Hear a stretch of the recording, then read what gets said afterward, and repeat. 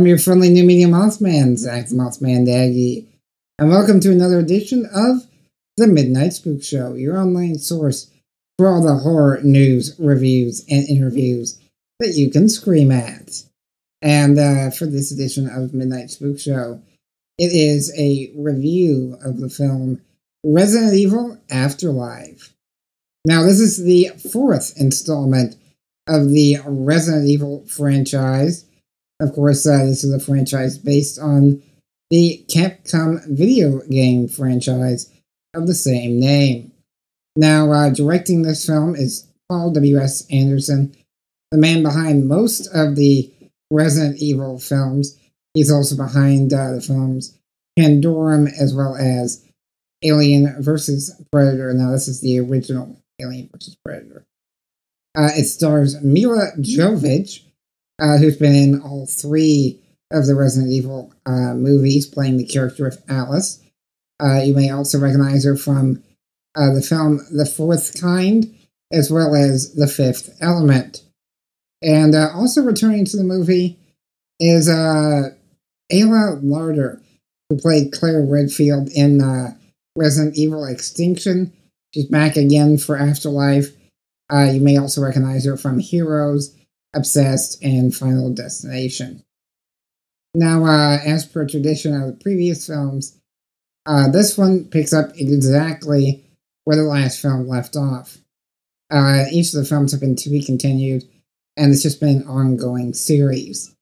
And so it picks up with the character of Alice infiltrating the Umbrella facility in Japan. Now, Umbrella is the evil conglomerate company behind the T-virus, a virus that was weaponized that more or less creates zombies. And in the film franchise thus far, the virus basically got set loose. In the second film, it got spread to an entire city. The third, we see that the apocalypse is upon us. And in this one, the apocalypse is still going on.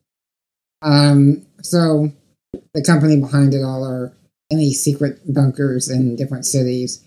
And so Alice is infiltrating one of them, along with her clone army, which, if you've seen the previous films, you know what that means. If you haven't, check out the other films before checking out Resident Evil Afterlife. She gets down to the facility. Long story short, after a battle with Wesker, who you may recognize from the video game franchise, as well as the previous film, more or less she loses her powers. Her powers were more or less that she was a Jedi. She can move things with her mind, super strength, speed, agility, bit of psychic stuff going on. So she loses all of that and is human again, just a very well-trained human at fighting.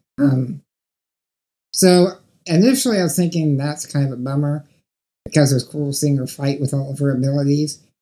But in retrospect, it worked well for the film because it made the fights more exciting, and she got to, get to do awesome gunfights, basically.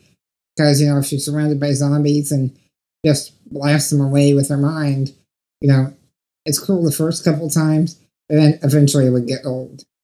So instead, she has to resort to being more inventive with her fighting techniques and her weaponry.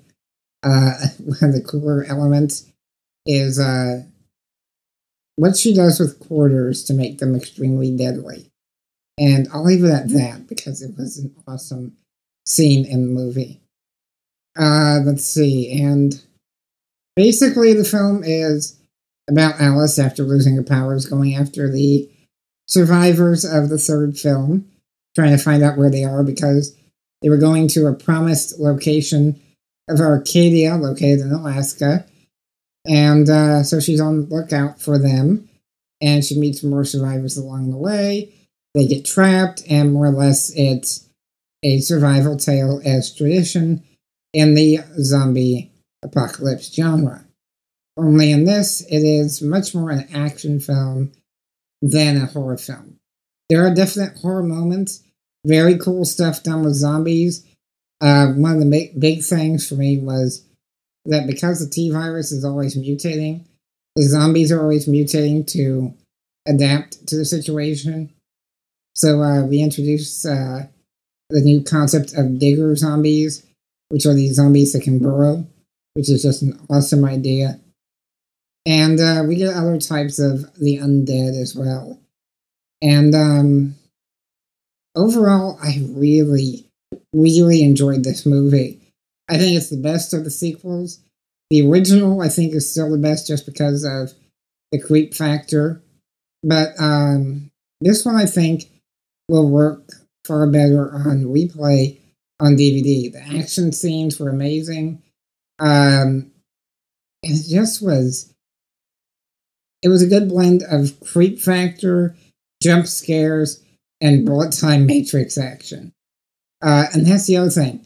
This film is in 3D. And I'm not talking about the converted 3D that you saw in Clash of the Titans or Alice in Wonderland. I'm talking about the full-blown, filmed in 3D Avatar type of 3D. And it is amazing. That's why you have got to see this movie in the theaters. It is just one of the best, I think, action films of the year, and just a really cool horror film. So check it out. There's a trailer for Resident Evil Afterlife on my website at spookshow.tv. So check it out, and be sure to subscribe to the show there. And until next time, I'm your friendly new media boss man, advising that when watching great horror films such as Resident Evil Afterlife, be sure to turn it up and enjoy.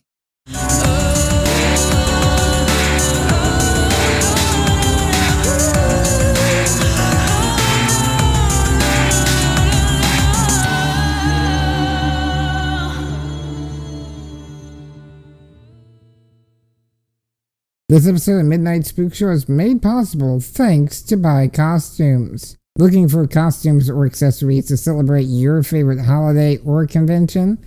Then look no further than Buy Costumes. Buy Costumes offers a huge selection of costumes ranging from scary, cute, or other. And you can save 12% off of your next order simply by going over to buycostumes.com/mothpod. And yes, indeed, Midnight Spook Show is proud to be a paid affiliate of Buy Costumes.